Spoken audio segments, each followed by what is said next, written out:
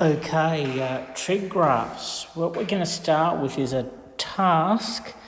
You're going to use your calculator. You can put any number you like in the box and you want to give me the biggest answer you possibly can. So sign of anything, you can put anything in there. What's your biggest answer? Press pause and get your number and then come back.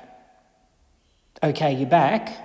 Now your challenge is to go sign of anything is what's your smallest number that you can get as an answer. You can whack anything in there, what's your smallest number. Press pause and go.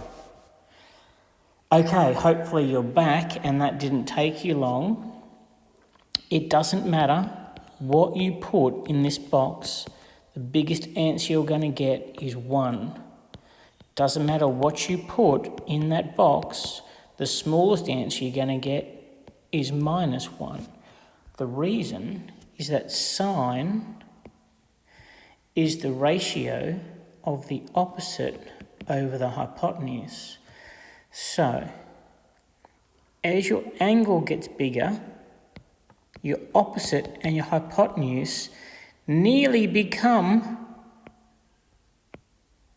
the same length.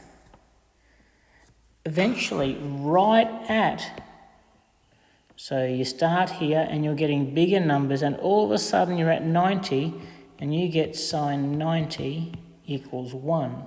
As soon as you go over 90, sine 91, you're over here, which means that your red line is now shorter than your black line, and your value of sine 91 is going to be back less than 1, 0.99 whatever. Okay, so the biggest value you're going to get is 1, and the smallest value you're going to get is -1 down there. It's a really important concept to understand. The next thing I'm going to do is draw a unit circle to get your head around. That'll do, okay. So y equals sine x. X is the angle. So as x is small, sine is small.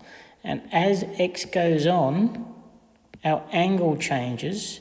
And each time we do a line, that's a different value of x. And we're going to get different values of sine x. It's going to go from 0 to 1, back to 0 to -1, etc., etc. So, just to drive that home, what I want you to do is get your calculator and fill in these gaps. What hopefully you'll... Okay, press pause, go do that now. And you're back. So what you will have found is sine 0 is 0. Sine 90 is 1. So sine 30 is a half. Sine 45 is point something something, then it's 0.86, and then it gets to 1. Then 120, back to 0.86, and then back to a half, and then back to 0. And then it goes negative a half, and it goes all the way to -1, and then it gets back to 0. So you've got these key points here from that other video where sine is 0, 1, 0, -1, and 0. And throughout these other transitions, it's just getting back and forward from 0 to 1 and then back to 0. So we get this graph that as x changes, the value of sine x, the function, it starts at 0 and it gets bigger and bigger and bigger. It gets to 1, then it goes down to 0, then it goes down to -1. Then it turns around and comes back up to 0, and then guess what? It just starts again.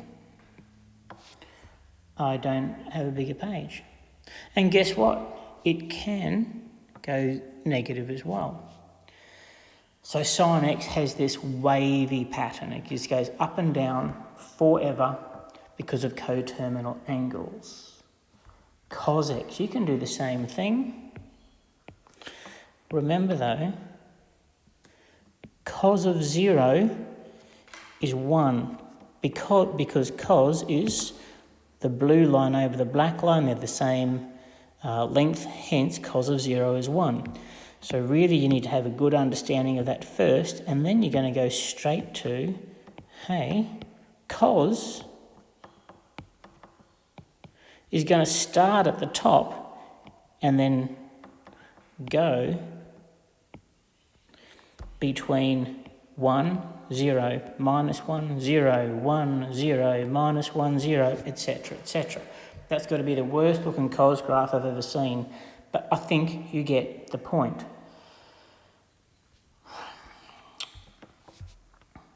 Okay, where we're heading to next is y equals, what's the biggest value that y ever takes? You're going to say 1, because the biggest value of sine x is 1, which means my graph of sine x has a maximum value of 1 and a minimum value of minus 1. That's how it works. And yes, it goes out here as well. Okay, I can change that by putting a 3 in front of it. When I put a 3 in front of it, I guess I can get rid of that as well. When I graph it, I can still graph the shape,